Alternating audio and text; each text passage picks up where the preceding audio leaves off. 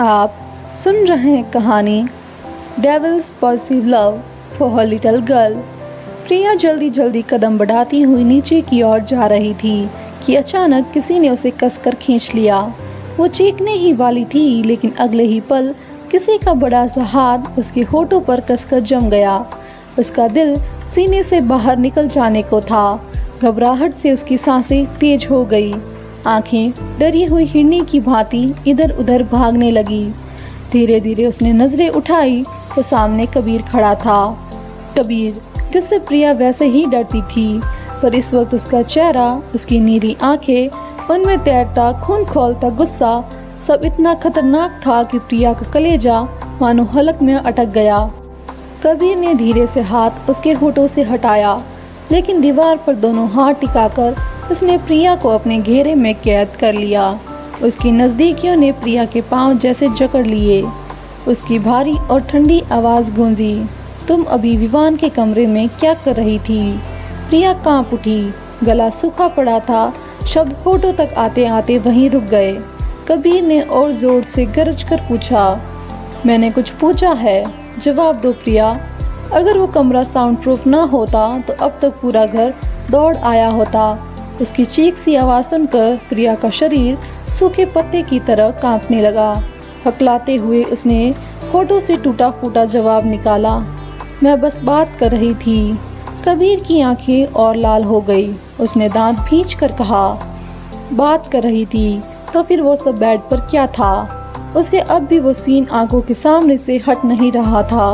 विवान और प्रिया का इतना करीब होना उसका खून जला रहा था। गुस्से से भरे कबीर ने प्रिया के दोनों कंधे कसकर पकड़ लिए और उसे अपने और पास खींचते हुए ठंडी लेकिन धारदार आवाज में बोला, आइंदा से अगर विवान के कमरे के आसपास भी भटकी तो मुझसे बुरा कोई नहीं होगा, समझी तुम? कबीर की नज़दीकी और आवाज़ की दहशत से प्रिया की आंखों में आंसू छलक पड़े। कपकपाते होठों से उसने कहा, अब नहीं जाऊंगी अंकल। फिर से अंकल। कबीर की आंखों में और आग भर गई। वो उसकी ठुड्डी पकड़कर झुकते हुए बोला, किस एंगल से मैं तुम्हें अंकल लगता हूँ? आज के बाद ये शब्द तुम्हारे होठों से निकला तो याद रखना, तुम्हारा सबसे बड़ा डर मैं बन जाऊंगा। प्रिया ने डर के मारे आंखें कसकर बंद कर ली और होठ कांपते हुए बस हाँ कर पाए।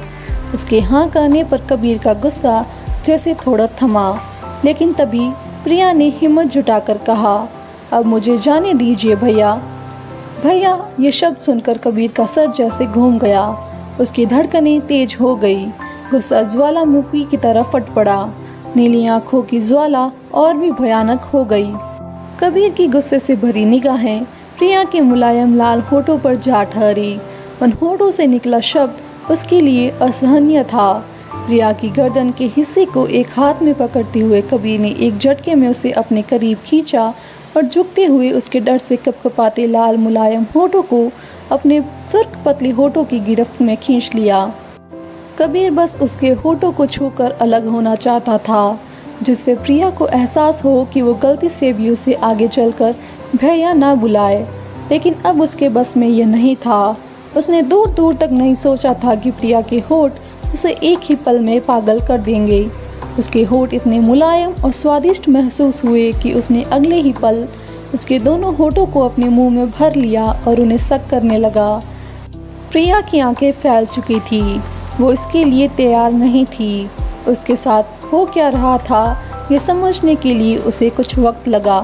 अपने सेंसेस में लौटते ही उसने कबीर के सीने पर हाथ रखते हुए उसे पीछे धकेलने की कोशिश की, लेकिन वो कहाँ नाजुक सी कली और विशालकाय ताकतवर जिस्म का मालिक कबीर, वो उस पर पूरी तरह हावी था।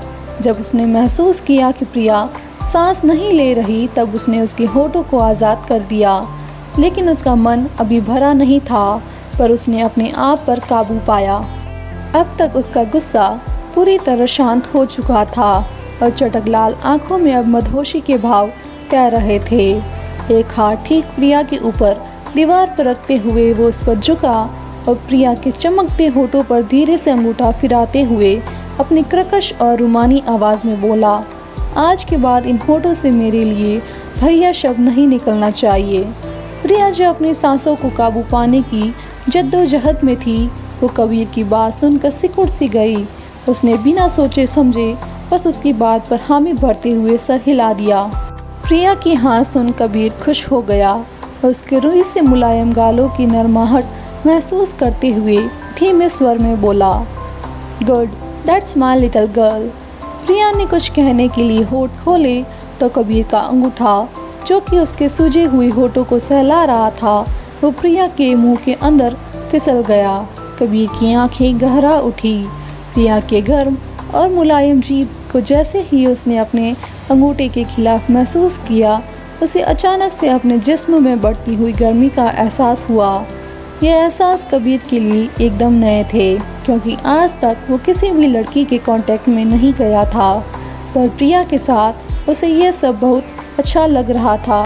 कबीर अपने अंगूठे से प्रिया की जीभ सहलाने लगा, लेकिन उसकी इस हरकत पर प्रिया ने उसका हाथ पकड़कर झट से दूर किया और अपना चेहरा दूर खींच लिया। प्रिया को यह सब बेहद अजीब लग रहा था। एक और कबीर की मौजूदगी भर उसे डरा रही थी, वहीं उसकी इन हरकतों से वो छुई मुई के पौधे की भांति सिकुड़ने लगी। आज तक वो सिर्फ विवान के साथ ही रही थी और दूसरा उसका कोई दोस्त नहीं रहा था। मस्ती, मजाक, शैतानियाँ सिर्फ और सिर्फ विवान के साथ ही की थी। प्रिया ने एक बार फिर कबीर की बाहों से छूटने की कोशिश की, पर सब बेकार। उसके हाथ कबीर के सीने पे थे, जो उसकी बॉडी को कबीर की बॉडी से दूर बनाए रखने की कोशिश में लगे थे, लेकिन कबीर को प्रिया को अपने आप से दूर करना पसंद नहीं आ रहा था। उसने प्रिया के नन्हे हाथों को पकड़ा और ऊपर दीवार से सटा दिया और अगले ही पल उसकी नाजुक सी खुली कमर पर हाथ रख कबीर ने उसे अपने पास खींच लिया। अब दोनों के बीच एक बाल तक का निकलना मुमकिन नहीं था। प्रिया रुआ से गले से रिक्वेस्ट करती हुई अपनी मासूम सी आवाज़ में बोली, मुझे छोड़ दीजिए प्लीज़, अब मैं आपको अंकल और भैया नहीं बुलाऊंगी। कहते हुए उसकी हिरनी सी निगाहों में मोटे मोटे आंसू भी चमकने लगे थे। कबीर की लंबी हाइट की वजह से प्रिया का नन्हा सा चेहरा देखने के लिए उसे काफ़ी झुकना पड़ रहा था। उसने प्रिया की कमर को पकड़ा, जो शायद उसके एक हाथ की थी। उसने उसे ऊपर उठाया, उसके पपी फेस को ध्यान से देखने लगा। उसकी नीली निगाहों में आकर्षण के भाव तैर रहे थे। अपने सामने मौजूद उस नन्ही सी कली की आंखों में वो खुद के लिए डर के भाव देख सकता था।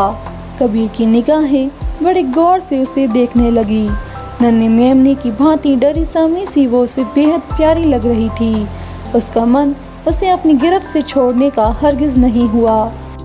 उसने एकटक उसे निहारते हुए धीमे स्वर में कहा, अभी तक मैंने सुबह का बदला नहीं लिया है तुमसे। तुमने बिना मेरी इजाज़त के मुझे किस किया था। मैं आगे से ऐसा कभी नहीं करूँगी। मैंने सोचा आपकी जगह टैडी है, तो मुझसे पहचानने में गलती हो गई थी। आई एम सॉरी, प्लीज़ अब मुझे जाने दीजिए। प्रिया की मीठी और मासूमियत से भरी बातें सुन उसका दिल पिघलने लगा। इस वक्त उसे प्रिया पर टूटकर प्यार आ रहा था, पर उसने खुद को कंट्रोल करके कहा, तो तुम विवान को किस करना चाहती थी। प्रिया ने जल्दी से अपना सर हाँ में हिलाया, पर ये कबीर को फिर से गुस्सा दिला रहा था। उसकी आंखें एक बार फिर गुस्से से भरने लगी। आज के बाद विवान को छूने की गलती दोबारा मत करना, कबीर ने बेहद ठंडे लहजे में कहा। प्रिया का दिल एक बार फिर थरथरा उठा। उसने फौरन सर जोरों से हाँ में हिलाया। आपने जो कहा मैं वही करूँगी, अब जाने दीजिए मुझे। प्रिया से अब बर्दाश्त नहीं हुआ। अभी नहीं, अभी तुम्हें सुबह की किस का जवाब देना है, कबीर ने रहस्यमय मुस्कान के साथ कहा, जो प्रिया का हलक सुखाने लगा। उसके जहन में कबीर के व्यक्तित्व को देखकर बस एक बात आई कि वो अब उस पर हाथ उठाएगा। उसने कपकपाते दिल के साथ कसकर अपनी आंखें बंद कर ली।